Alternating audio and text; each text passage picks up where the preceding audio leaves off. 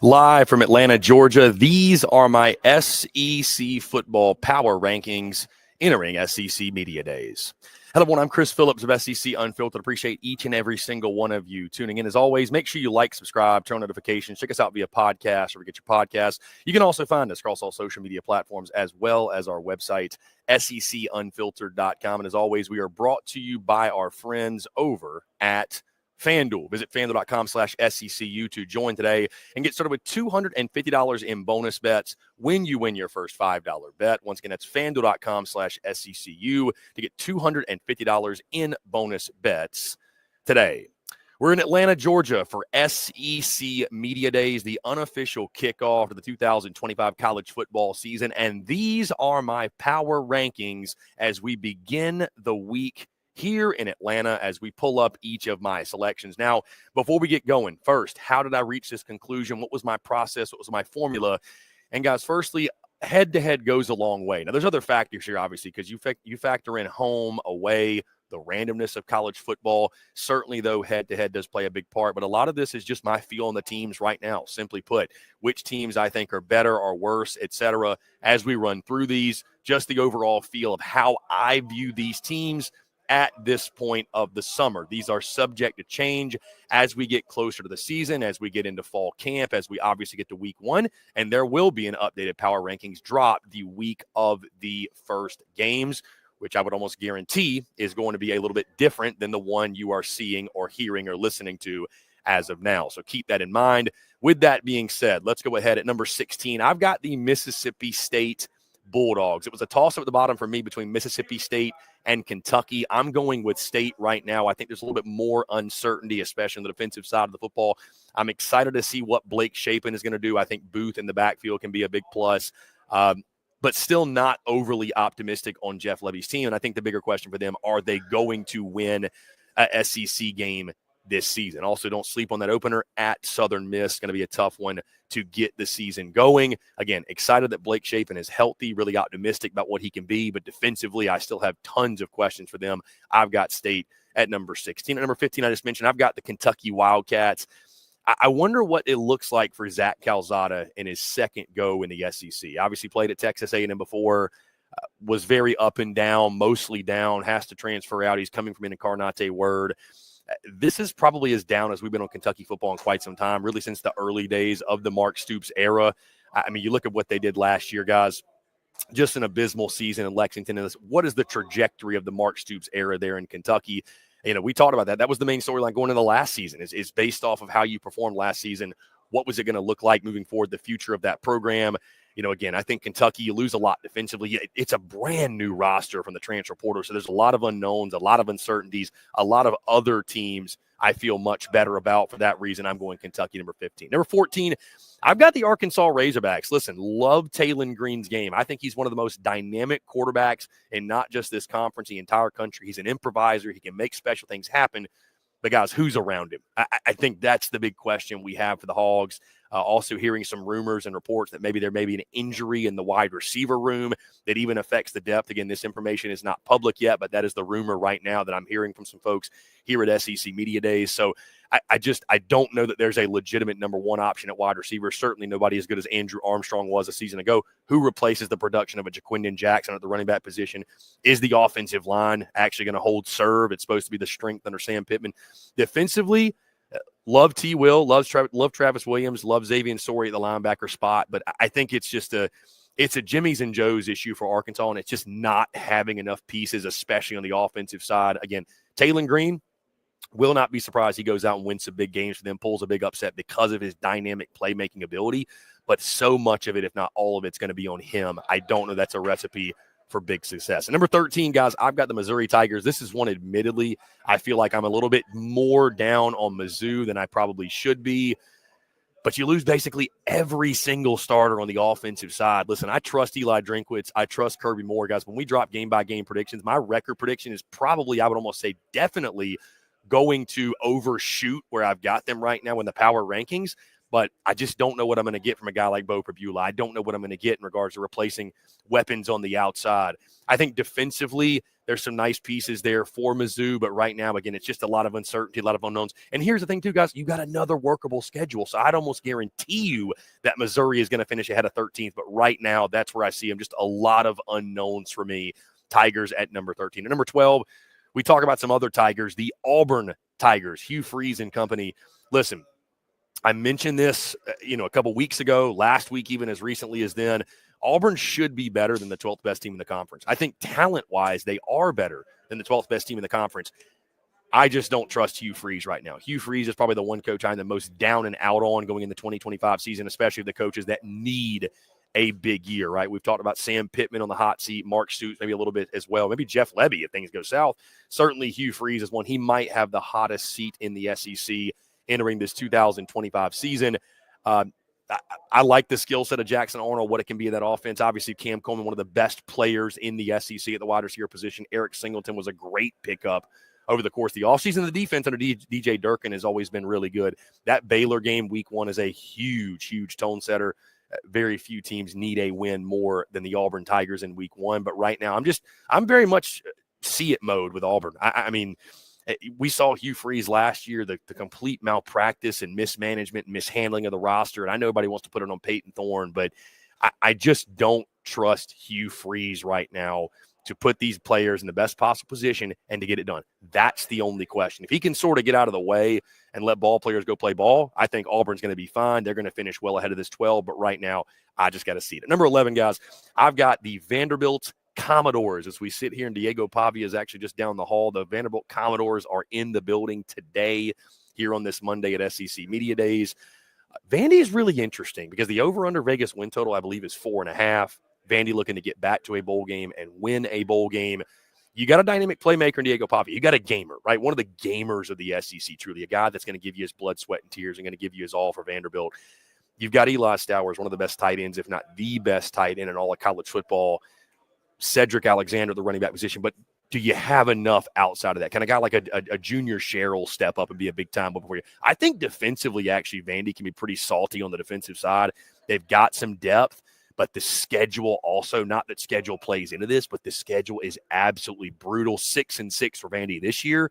I think is going to feel like an 8-4 most other years because of some of the daunting road trips you've got and some rematches you've got from last year where you're not sneaking up on anybody. So I wonder, can Diego Pavia, can he copy what he did a season ago? Is it going to take a step back? Right now, I'm going Vandy at 11. Number 10, I've got the Tennessee Vols, the Volunteers, Josh Heupel and company. Defense is going to be the strength of this football team. That's how I feel about them right now. Offensively, I mean, I think everybody pretty much knows. It's well documented. I'm not all that high on Joey Aguilar. Guys, there's just, and fairly or unfairly, when you watch certain players, there's just moments or plays or drives or decisions they make that stick in your head. And for me with Joey Aguilar, I saw him in person last year when they played South Alabama. That was arguably his worst game of the 2024 season, and it is one that I just have not forgotten. So I thought he was a pretty average Sun Belt quarterback. But on the flip side, if there's anybody that can get the most out of a quarterback, we know it's Josh Heupel. Hey, you went 8-4 with Joe Milton under center, for crying out loud. So the bigger issue, though, who replaces Dylan Sampson? What does that look like in the running back room? Is it running back by committee? Does someone emerge as that true bell cow RB1? At the wide receiver position, is Mike Matthews ready to emerge as your number one option? What does Chris Brazzell do in his second year in Knoxville? What does the offensive line look like? Can they take a step forward, right? Because, again, I think defensively you've got enough pieces led by Arion Carter to be should be the strength of the football team. But Tennessee, another one of those. And a lot of these teams, guys, from really 5 down to 12, really 13, I think are very volatile teams. Like I could see these finishing in nearly any order. So I got Tennessee at 10, a lot of questions at quarterback, and we know how important that position is. At number 9, guys, I've got the Oklahoma Sooners. This is the other one in the bottom half of my rankings that I feel like I might be a little bit too low on, because I think I may not even be given the props, and I'm underselling what John Mateer could be in this league. Also, he's going to have Jaden Ott to his left or right or behind him. Could end up being one of the best running backs in the SEC. Can you get the blocking necessary? I mean, I think that's the big question yet again. Do you have the physicality to win in this league on a week-in, week-out basis? That's the big question we all have. And listen, guys, I think that question is fair. I think that question is very fair to ask of the Sooners. Deion Burks is back at wide receiver. I understand when I look at the roster why people are picking Oklahoma to be that breakout team. And I think the season probably, guys, is going to go one way or another. I think either Oklahoma is going to be the surprise team of this league and go 9-3 or maybe even make the college football playoff, or we're going to be talking about a new head coach in Norman. I think we're probably to that level. I don't know how much gray area is really left for the Sooners. Defensively, I'm also concerned. You lose Danny Stutzman. You lose Billy Bowman. You do return one of the best pass rushers in the SEC, and you think Brent Venables, he's going to have that side of the ball figured out. But, again, another team where you could argue the ceiling's pretty high, but the floor is also pretty low, I think, potentially as well. Guys, before we go any further, I do want to tell you about our friends over at FanDuel, because, as always, we are brought to you by our friends at FanDuel and the SEC Unfiltered Tour, which is coming up in just a few weeks, brought to you by FanDuel as well. Head over to FanDuel.com/SECU to get a $250 bonus when you win your first $5 bet. And, guys, you can bet on literally anything and everything. I was just talking about a little bit earlier, the prop totals, if you will, the win totals, the over-unders. You can bet that. You can bet spreads. You can bet totals. They've already got week 1 and big game spreads for college football. Also, NFL is just around the corner. MLB, NHL, you name it, fight night, any sport you can think of or any event really that you can gamble on, they have got it. So, again, check out our friends over at FanDuel.com/SECU to get in on the action. That's FanDuel.com/SECU to get your $250 bonus today when you win your first $5 bet. Let's get back to it, guys. At number 8, I've got the Ole Miss Rebels.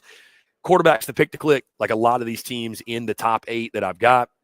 I am a believer in Austin Simmons. Saw him in that drive against Georgia, guys. And, again, that really stuck out to me. And it's Lane Kiffin. It's Lane Kiffin's offense. Like, they're going to throw the ball around. He's going to have big numbers. Caden Lee needs to step up and emerge and be that guy at the wide receiver 1 spot. It's Ole Miss as well. Lane Kiffin and company did a great job in the transfer portal yet again, adding some key pieces. But Ole Miss lost a lot. I mean, let's be very fair. I mean, I'll be honest with you. Some of this number 8 ranking and why I don't have Ole Miss lower, I just feel like Lane Kiffin has built such a product of consistency at this point. I trust Lane and company and Pete Golding on the defensive side, because I think that's where a lot of the questions are. I trust them to get positive answers and positive outcomes when it comes to some of the questions. Now, defensively, I'm a little bit concerned because you lost a ton on that side of the football. That's why I have Ole Miss 8 right now. It's kind of like I don't really know for sure what I'm getting from them. I think they'll be solid. Are they a college football playoff dark horse, though, or is that kind of stretching it out a little bit?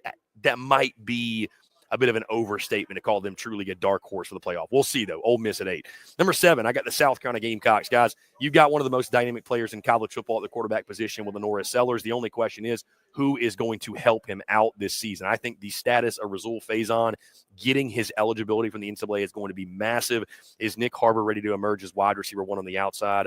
Is it a Mazeo Bennett thing? There's some other options as well. Is Michael Smith ready to be the big target at the tight end spot? Obviously, you lose Joshua Simon from a season ago. And, again, you lose so much defensively, guys. I think that's why when you're seeing people in the preseason, if they're a little bit more down on South Carolina than you'd expect, I think a lot of it comes back to what you lost on defense. I mean, you lose Kennard at the edge. You lose both your starting linebackers. You lose Nicky Manwari. Now, you bring back a lot, including one of the best players on the defensive side of the football in the 2025 season, that being Dylan Stewart, a true game wrecker at that edge spot. But, you know, again, and I think the secondary should be solid, but you just lost so much on the defensive side. And, again, they've brought in some capable pieces from the transfer portal, but can you hit the way you did last year again, where Kyle Kennard turned into the defensive player of the year?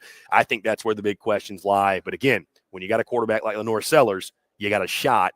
We'll be curious to see if the Gamecocks can build off of last season, going 9-3, and potentially get to the college football playoff this season. Number 6, I've got the Texas A&M Aggies. Now, guys, admittedly, this is a team I feel like I'm a little bit high on going in the season, even at number 6. And I might be overvaluing, and it's the A&M thing. Like, I don't know what it is. We just cannot quit Texas A&M.